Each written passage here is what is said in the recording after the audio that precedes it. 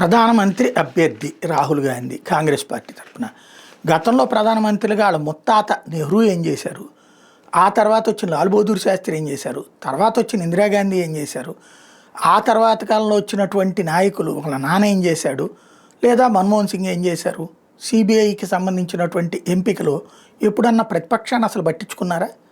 ప్రతిపక్షానికి ఏం చెప్తారు, ఇదిగో వీళ్ళని పెట్టుకున్నామని చెప్తారు, ఓకే అంటది.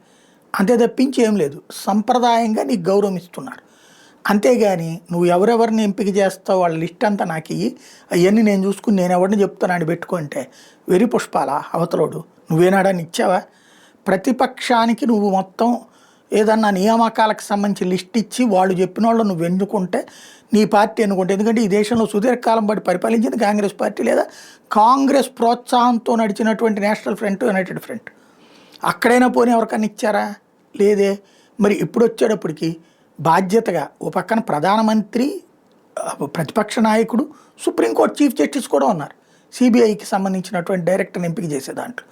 ఇందులో ఇద్దరు ఎవరిని ఎంపిక చేస్తే వాళ్ళు నీకు చక్కటి అవకాశం ఇచ్చారు.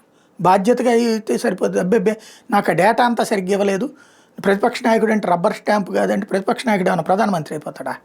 కామన్ సెన్స్ కూడా లేనటువంటి వాడు ఎట్ట నాయకుడు అయ్యాడంటే కమ్యూనిస్టు నాయకుడిగా పనికొస్తాడు తప్పించి దేశానికి ప్రధానమంత్రిగా పనికిరాడు.